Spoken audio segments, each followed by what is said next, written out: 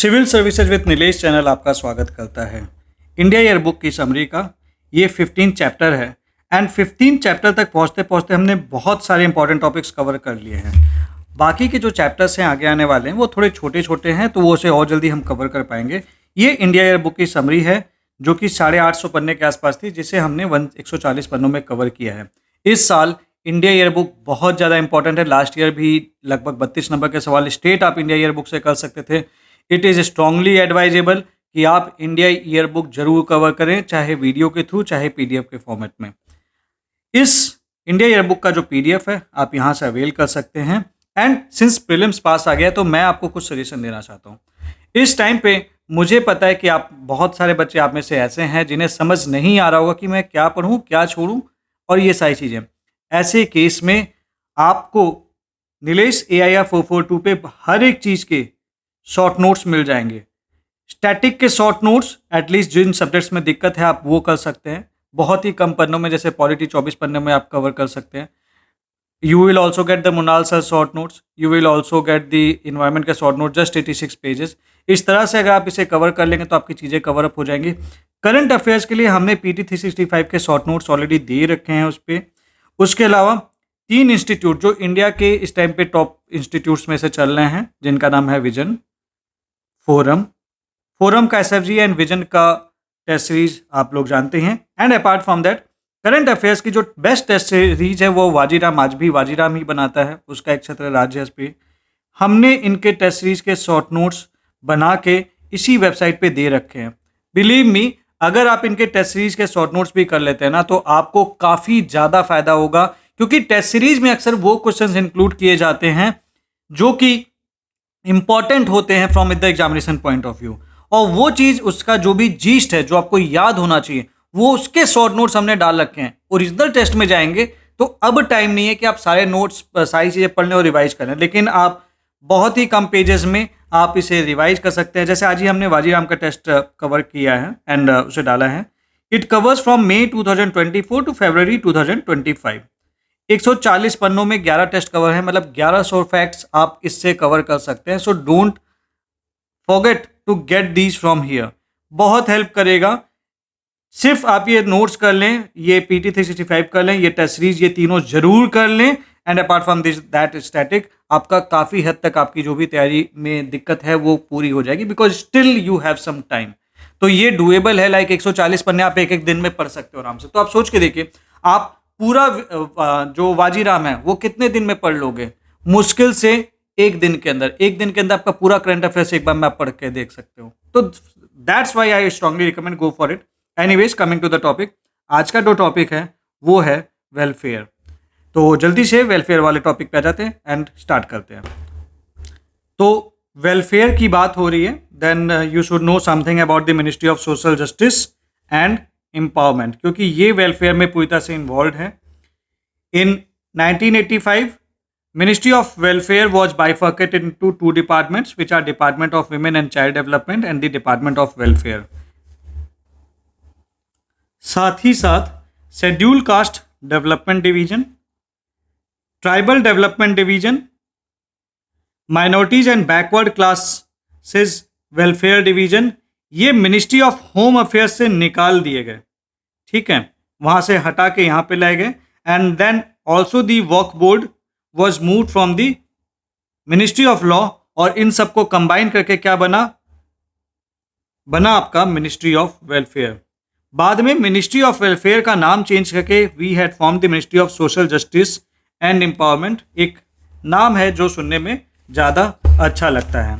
1999 में जो tribal development division था इसको निकाल के एक सेपरेट मिनिस्ट्री बना दी गई, which was ministry of tribal affairs. And 2007 में जो माइनॉरिटी डिवीजन था along with the Waqf board, ये मिनिस्ट्री से निकाल के इसे मिनिस्ट्री ऑफ माइनॉरिटी अफेयर्स बना दिया गया, और चाइल्ड डेवलपमेंट डिवीजन को निकाल के इसको हटा के we had form the ministry of women and child development. So ये छोटा सा इसके बारे में इतिहास है। वैसे बड़ा मुश्किल है कि UPSC इसका इतिहास पूछेगा, तो इधर उधर वो लोग मूव करते रहते हैं as per their need. Departments under ministry of social justice and empowerment, इस टाइम पे कौन कौन से डिपार्टमेंट्स हैं? Department of social justice and empowerment and department of empowerment of person with disabilities. कुछ की लॉज हैं जो ministry of social justice and empowerment cover up करता है, like the protection of civil rights act 1955 में पास हुआ था। ये पूरे हिंदुस्तान में एप्लीकेबल है, ये इंपॉर्टेंट आपको पता होना चाहिए। And secondly, it is implemented by the respective state government and the union territories administration. Then we have this SC/ST prevention of atrocities act 1989 में पास हुआ था। Then we have the maintenance and welfare of parents and senior citizen act. Then we have the prohibition of employment as manual scavengers and their rehabilitation act. Then we have the National Commission for Backward Classes Act which is now repealed.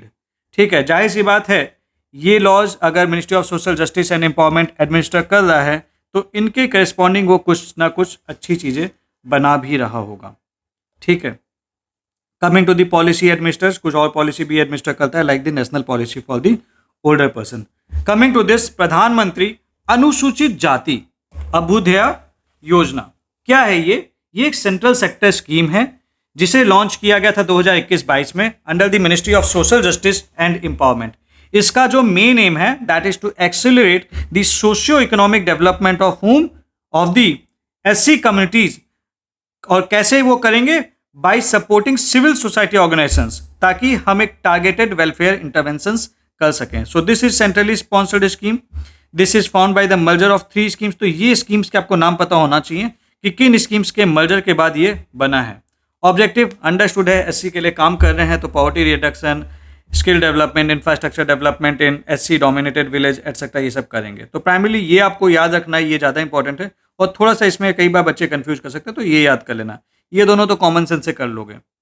ठीक है, then to improve the socio economic indicators and ensure delivery of services, then key components village development, economic development, residential education. Hostels होगा भी देंगे to promote the educational advancement.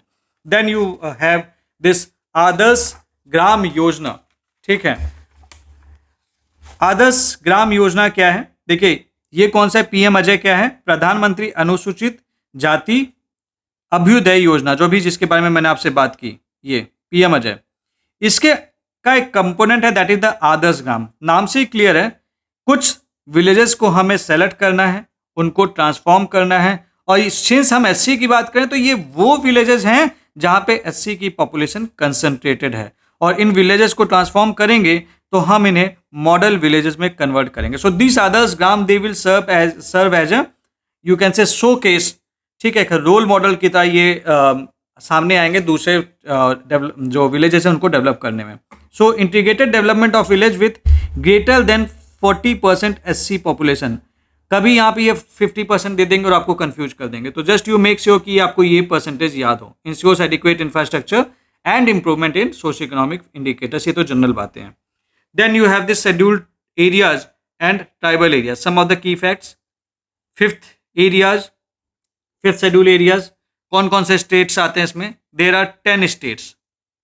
ठीक है, comment section में आप मुझे बताना कि ये 10 स्टेट्स कौन से हैं। ये इंपॉर्टेंट है, कभी भी पूछ सकता है कि इसमें से कौन से स्टेट 5th शेड्यूल में आते हैं, कौन से स्टेट 6th शेड्यूल में आते हैं। 6th schedule areas, these are the मिमेटा, मिजोरम, मेघालय, त्रिपुरा, असम। ठीक है, तो ये आप ऐसे नाम आपको याद हो जाएगा, तो ये आप ध्यान रखें कि 5th शेड्यूल और 6th शेड्यूल में कौन से स्टेट्स आते हैं। आपके लिए टास्क ये है कि आप भी पार्टिसिपेट करें, 10th शेड्यूल में के जो स्टेट्स हैं वो मुझे जरूर बताएं। 5th शेड्यूल एरियाज की बात कर लेते हैं। जो 5th शेड्यूल में जो शेड्यूल एरियाज हैं, कौन डिक्लेयर करता है इनको? प्रेसिडेंट। यहाँ पे वो आपसे गवर्नर लिख देंगे और आप क्वेश्चन आप ताकि गलत करें। How he declare? In consultation with the governor. इनका क्राइटेरिया क्या है? Preponderance of tribal population, compactness and reasonable size, viable administrative units, economic backwardness.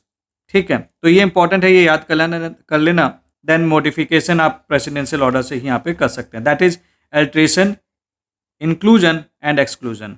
तो ये सब चीज़ें ना, जो ये सब चीज़ें आती हैं, ये सब आपको याद रखना। अब यहाँ पे इन कंसल्टेशन विद चीफ मिनिस्टर लिख देता, आप गलत करके आ जाते हैं। इन consultation with the prime minister लिख देता, आप गलत करके आ जाते हैं। इन कंसल्टेशन विद गवर्नर, तो ये भी इंपॉर्टेंट है। Then power of the governor in 5th schedule areas में गवर्नर की क्या पावर है? He can regulate and restrict land transfer from tribals ठीक है, तो ये प्रेसिडेंट का काम नहीं है, ये गवर्नर का काम है।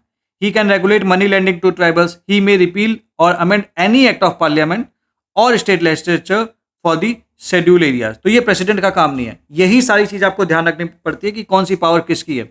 He can exclude and include laws from applying to schedule areas via public notification. He must submit annual report on administration of schedule areas to the president. तो ये पावर्स याद कर लेना। देखिए, हमारे देश में SC, ST, विमेन, बच्चे, दिव्यांग, इनसे रिलेटेड कुछ भी डेवलपमेंट हो रहा है वो कभी भी पूछ सकते हैं, ठीक है। देन ट्राइबल एडवाइजरी काउंसिल की बात कर लेते हैं। ट्राइबल एडवाइजरी काउंसिल, इससे रिलेटेड बता दूं, these are establish in the states with schedule areas, ठीक है। अब और ये कौन से शेड्यूल एरियाज हैं, बेसिकली जो कि 5th schedule of the constitution में मेंशन्ड है। इसके कंपोजिशन की बात कर लें तो मैक्सिमम ट्राइबल एडवाइजरी काउंसिल में मैक्सिमम मेंबर्स 20 हो सकते हैं, जिसमें से 3/4 जो मेंबर्स हैं, 3/4 मेंबर्स हैं, they should be elected from schedule tribe constituencies. Then role क्या है इनका? Role is simple, to advise the governor of the state on all matters pertaining to the welfare, ठीक है। तो वेलफेयर से रिलेटेड जो भी चीज़ें हैं हम गवर्नर को एडवाइस करेंगे, गवर्नर उस पर एक्शन लेंगे। और एक प्रोविजन है, that is the expansion provision. President of India he can direct the constitution of tribal advisory council in any other state that has significant ST population, even यहाँ पे अगर शेड्यूल एरियाज नहीं है, can be constituted in other states with ST population bye direction of president. तो ये भी एक चीज़ है जो आपको पता होना चाहिए कि शेड्यूल एरिया नहीं भी है तब भी आप बना सकते हैं अगर प्रेसिडेंट चाहते हैं। Then we have this PESA Act. As PESA Act, it's covered by the Lakshmikant, तो बहुत ज़्यादा हम इसमें नहीं पढ़ते हैं, you already know this. Scheduled areas, tribal areas, ठीक है, ये मैंने आपको बताया था। Still, I would strongly recommend ये नाम याद कर लो। इस पर तो एक बार क्वेश्चन भी आ रखा है, लाइक खासी, जैंतिया, गारो, इसको लेफ्ट राइट था या फिर समथिंग लाइक दैट। इससे रिलेटेड एक क्वेश्चन आया था जो अभी मुझे प्रॉपरली याद नहीं है, but I have seen one question related to it. Then this Mizoram, Chakma, Mara and like. Then district and regional council, 6th schedule, ठीक है। 6th शेड्यूल में डिस्ट्रिक्ट एंड रीजनल काउंसिल जो होती हैं, they have legislative, executive and judicial power. They can make rules with the governors approval for school, dispensaries, markets, fisheries etcetera, ठीक है। तो ये कुछ चीज़ें हैं, ये आप एक बार रीड कर लीजिए स्क्रीनशॉट लेके।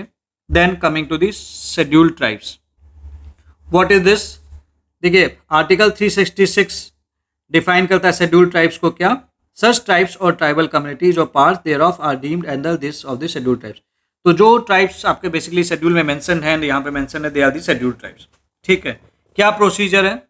The president in consultation with the governor of the state in case of states may issue an public notification declaring this as the scheduled tribe in this. तो कौन डिक्लेयर करता है? प्रेसिडेंट करता है।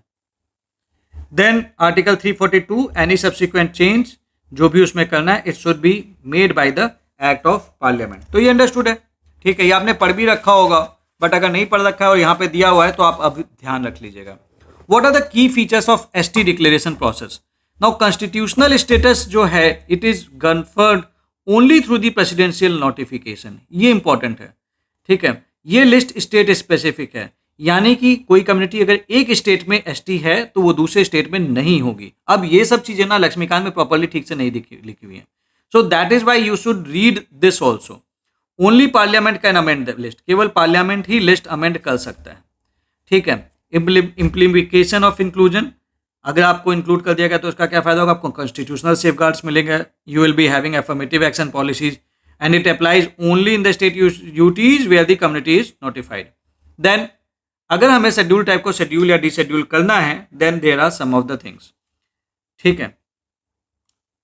Then we have this article 342 का 1, the president after this may notify. ये तो वही चीज़ है, अच्छा ये तो हमने बेसिकली बताई दिया। Declaration criteria for declaring a community as ST, basis of criteria, it is derived from 1931 census.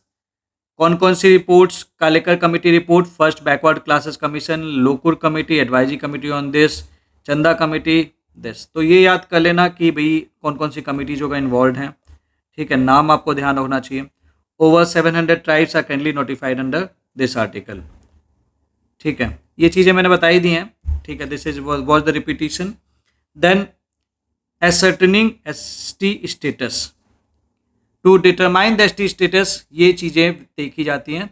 जो मतलब कोई अगर ST है तो कैसे हम बोलेंगे कि ये ST, क्योंकि ST होने के अपने अलग फ़ायदे हैं, ठीक है। कट ऑफ वगैरह में भी कुछ बेनिफिट मिलता है, कुछ अलग सरकार की तरफ से आपको सपोर्ट मिलता है, तो definitely it has these reservations have some kind of benefit involve. जैसे कि OBC होने के अलग बेनिफिट हैं कि उसका आपको अलग मिलता है, SCs होने के अलग बेनिफिट हैं, उसके कुछ बेनिफिट्स मिलते हैं, ST होने के अलग बेनिफिट हैं, इवन EWFs होने के, अगर आप जनरल से एंड आप इकोनॉमिकली वीकर सेक्शन से, तो उसके कुछ अलग बेनिफिट हैं सरकार आपको देती है ताकि आप अपनी लाइफ में कुछ अच्छा कर सकें, ठीक है। देन एसर्टनिंग ST स्टेटस, ठीक है। पेरेंट्स या दोनों parents, they must belong to the claimed tribal communities, ठीक है। तो पर्सन एंड उसके दोनों पेरेंट्स ट्राइबल कम्युनिटी के होने चाहिए। Community must be included in the presidential order under article 342। President person must belong to state the area for which the tribe is scheduled, मतलब दूसरे स्टेट में जाके बोलेगा नहीं भैया हम इधर ST हैं हम उधर नहीं है, तो वो ऐसा नहीं चलेगा, उसको उस स्टेट का होना चाहिए। रिलीजन कोई बार नहीं है to be considered as ST, it means not only the hindus, others can be considered into the scheduled tribes, ठीक है। तो religion is not a bar, so Muslim can also be in ST, Christian can also be in ST, ठीक है। Permanent residence in the state UT on the date of presidential order is mandatory, ये important है। Temporary absence, अगर आप वहाँ पे नहीं हैं तो फिर it does not disqualify person. एक person he can not claim ST status in temporary place of residence even if the tribe is scheduled है। अब ये यहाँ से उठ के गया दूसरे स्टेट में, बोला हम यहाँ पे ST है, नहीं आप यहाँ पे नहीं हो, आपकी अपनी सेपरेट स्टेट की लिस्ट है। For those born after the notification the person's permanent adobe at the time of notification is considered for scheduled for Lakshadweep. ST status is granted only if born in the UT, तो लक्षद्वीप में आप ST status तभी मिलेगा जब आप वहीं पे पैदा होंगे। कुछ और क्लैरिफिकेशंस दिए गए हैं, जैसे कि marital status and ST identity. एक non ST person, let's say एक जनरल पर्सन ने ST पर्सन से शादी कर ली, तो क्या वो ST बन जाएगा? नहीं, ऐसा नहीं होगा। एक ST इंडिविजुअल अपना ST स्टेटस रिटेन रखता है even if he or she marriage to the non ST person, तो शादी करके आपका स्टेटस चेंज नहीं होगा, आप ST हो तो हो, नहीं हो तो नहीं हो। कौन सी अथॉरिटीज ST सर्टिफिकेट्स इश्यू करती हैं? इनको पावर्स हैं, ठीक है। Then penalty for false certification, there will be definitely some penalties, ये जनरल चीजें हैं।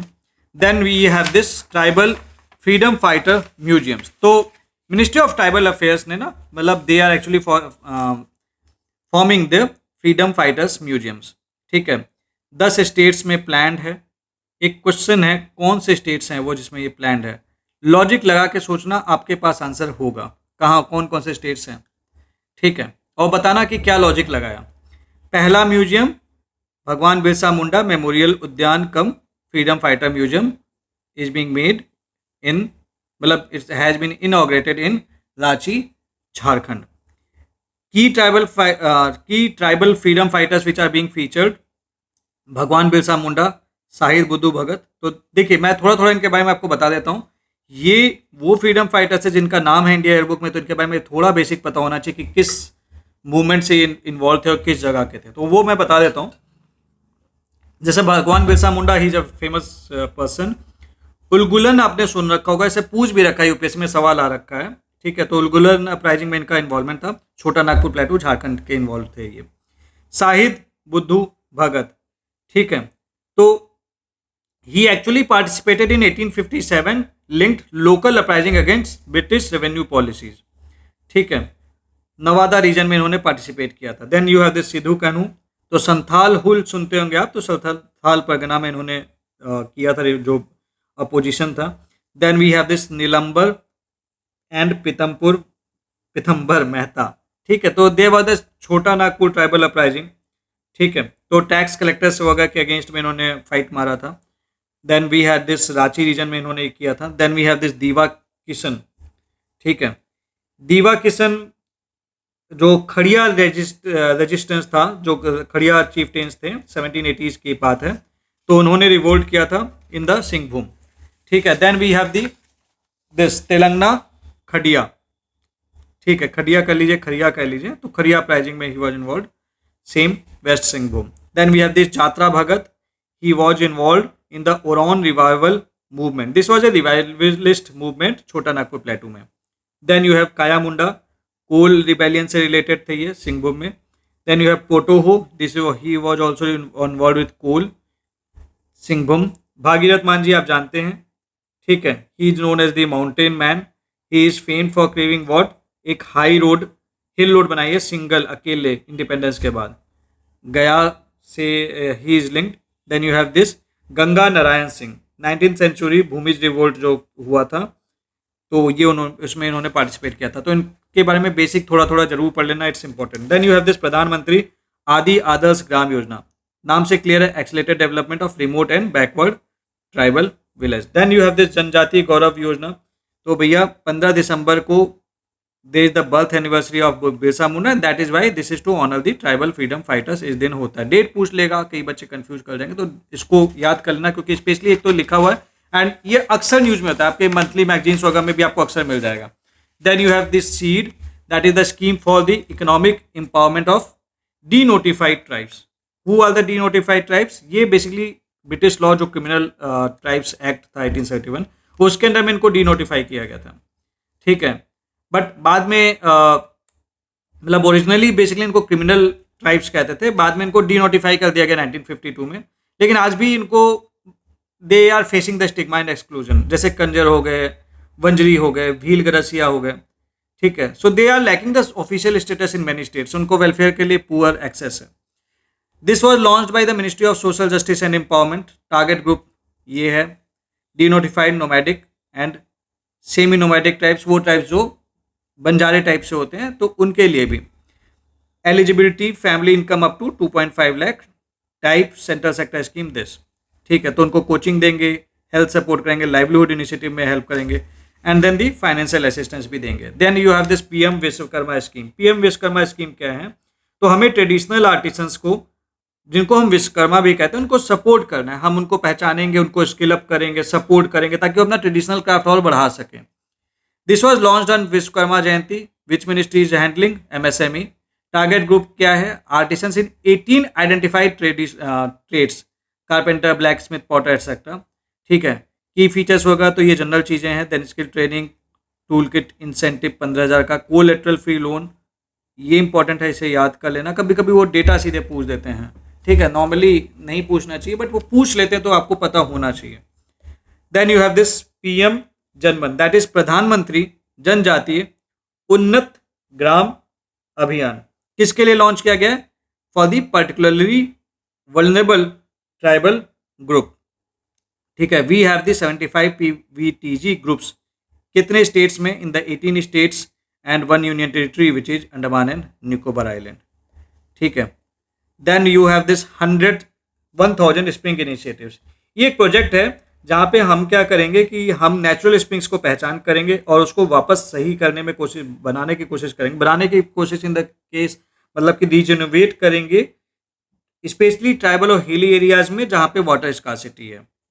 वही चीज़ लिखी हुई है. It is launched by ministry of tribal affairs with the help of UNDP. So this is important, ये आपको याद होना चाहिए, ठीक है. So tribal youth are trained as barefoot hydrologist, integration of this general चीज़ें हैं. GIS इनेबल्ड स्प्रिंग एटलस, ये तो आजकल हर जगह GIS लगा ही रहे हैं ताकि हम देख सके कि कहाँ पे इंडिया में क्या काम हो रहा है. Then you have this goal, going online as leaders. तो this is the digital empowerment and leadership training for the tribal youth. आपसे सीधा सवाल पूछेगा, गोल किससे रिलेटेड है? ट्राइबल से रिलेटेड है, जनरल से रिलेटेड है, किस चीज़ से रिलेटेड है? तो this is the empowerment for the tribal youth, आपको पता होना चाहिए.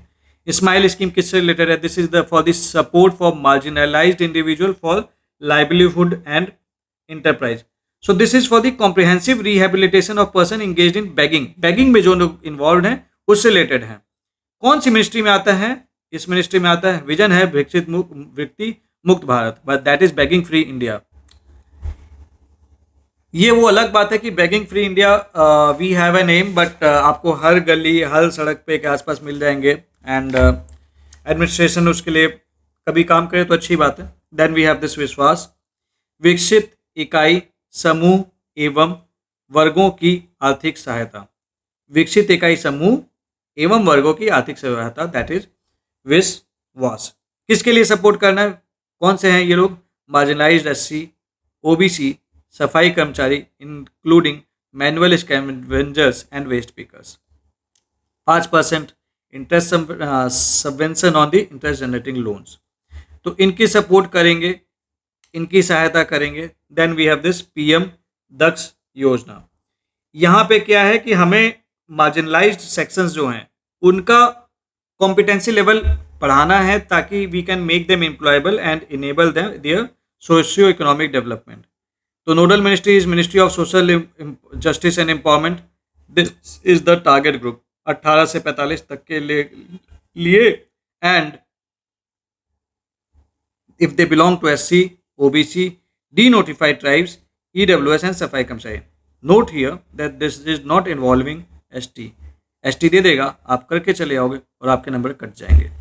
ठीक है, तो दिस इज द थिंग।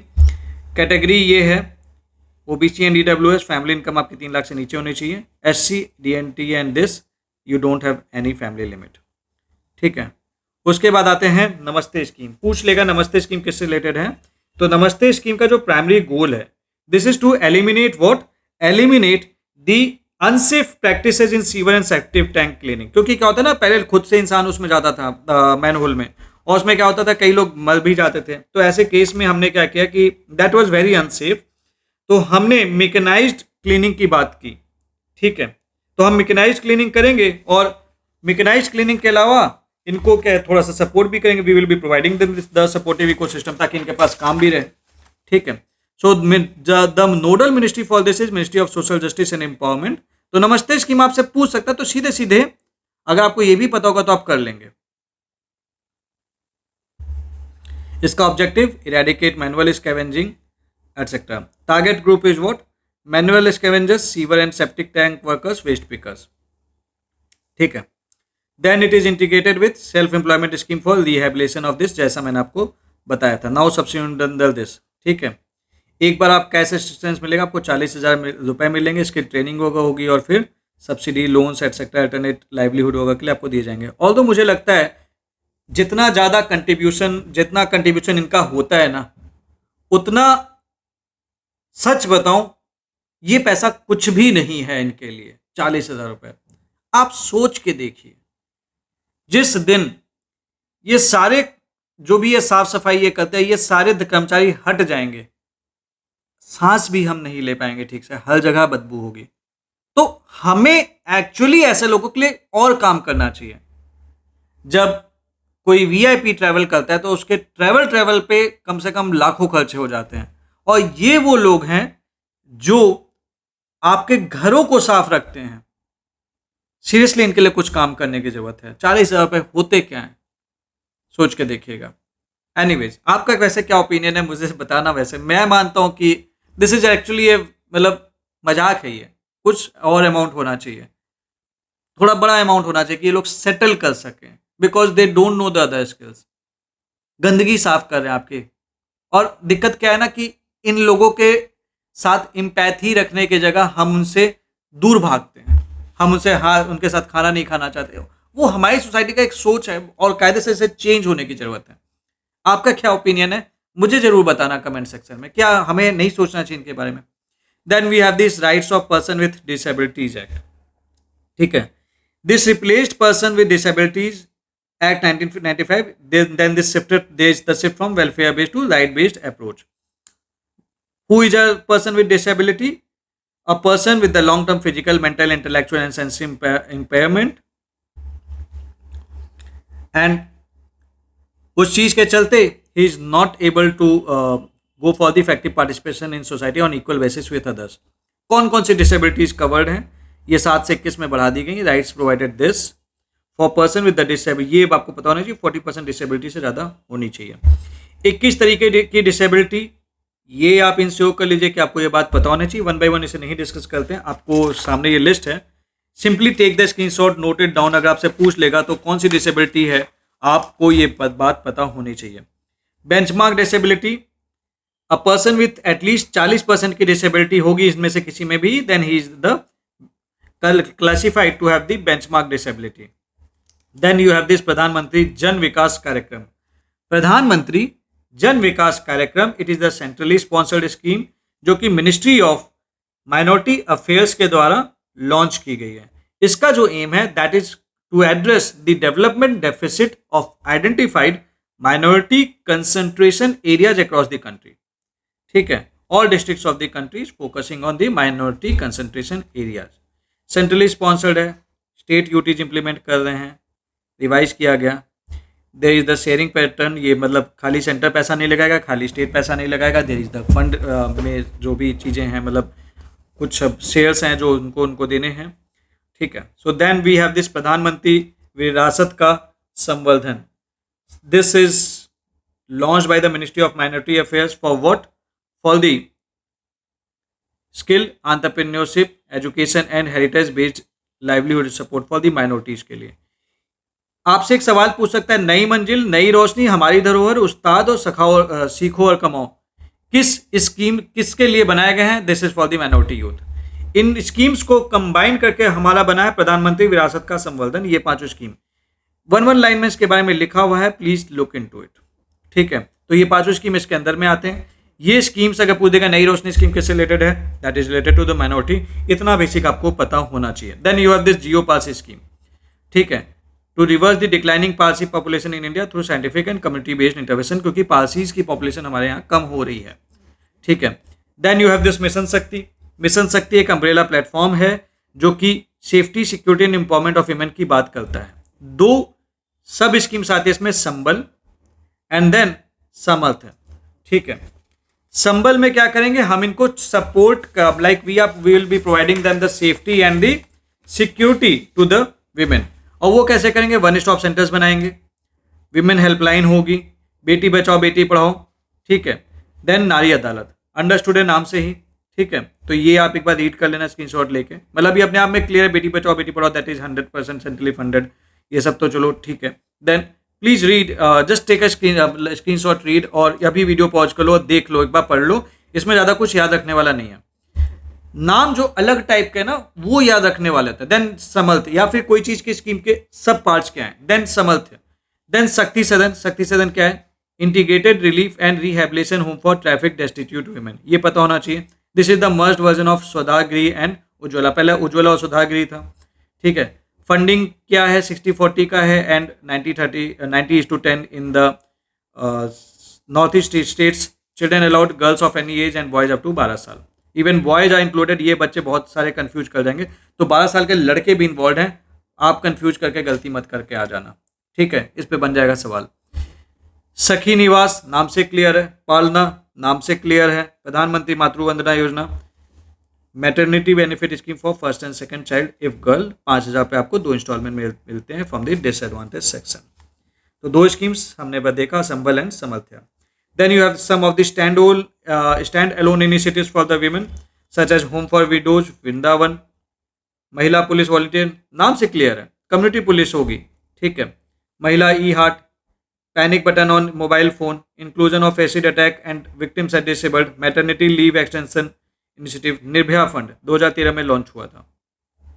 ठीक है, then we have some of the digital platforms for the helping women. Mission Shakti dashboard, Sakhi dashboard कहते हैं। It was launched in 2019 to track real-time cases of violence against women through this. ठीक है, then CBox portal. CBox portal is the centralized grievance redressal platform for the sexual harassment at workplace. ठीक है, तो CBox पूछ लेगा किससे related है, बहुत ज़्यादा डिटेल में नहीं जाएगा, पूछ लेगा बस किससे रिलेटेड है। आपको इतना भी पता होगा तो आप कर लोगे। Then you have this sexual harassment at workplace act. ठीक है, उसके बाद नाम से क्लियर है, sexual harassment at work place, तो वर्क प्लेस पे सेक्सुअल हैरेसमेंट करोगे तो जेल जाओगे। देन यू हैव दिस सक्षम आंगनवाड़ी एंड पोषण 2.0। ठीक है, सक्षम आंगनवाड़ी एंड पोषण 2.0 ये एक इंटीग्रेटेड न्यूट्रिशन सपोर्ट प्रोग्राम है जो गवर्नमेंट ऑफ इंडिया के द्वारा लॉन्च किया गया है। पहले आप ICDS स्कीम पढ़ते थे और पोषण अभियान करते थे, तो ये बेसिकली वही है, घुमा फिरा के एडवांस वर्जन है। ठीक है, होता क्या है ना, स्कीम का नाम नया नाम रख के लॉन्च किया जाता है तो फीलिंग आती है कि भाई नई नई स्कीम्स लॉन्च हो रही हैं। It is launch by the government of India under the ministry of women and child development. Objective नाम से क्लियर है, strategic shift toward health wellness and resilience against malnutrition. देखो काम घुमा फिरा के होता वही है उसमें, बस ये कि थोड़ा फैंसी वर्ड्स यूज कर लिए जाते हैं। Merged schemes, anganwadi scheme, services scheme for adolescent girls, Poshan this. Target group आपके बच्चे 6 महीने से 6 साल के, adolescent girls, pregnant and lactating women. तो टारगेट ग्रुप आपको ये बात पता होना चाहिए। Then you have this centrally sponsored scheme something. 3 primary verticals हैं, Saksham Anganwadi and 2.0। Nutritional support देंगे for adolescent girls specially vulnerable group. Early childhood care and education for children 3 से 6 साल, आंगनवाड़ी इंफ्रास्ट्रक्चर। ऑब्जेक्टिव्स ये हैं, इसे नोट कर लेना। और ये तो स्पेशली नोट करना, पीसीएस में तो सवाल भी पूछ रखा है इसमें कि ये कौन सा आंगनवाड़ी स्कीम मतलब सर्विसेज का पार्ट है इसमें। ठीक है, ये पीसीएस का सवाल है, यूपीएससी नहीं पूछा है, लेकिन यूपीएससी भी कभी पूछ सकता है। प्रोफेसर्स तो वही होते हैं ना, कोई बहुत अलग तो होते नहीं है, सब वो एक ही जगह से पढ़ रहे होते हैं। ठीक है, देन यू हैव दिस पोषण अभियान।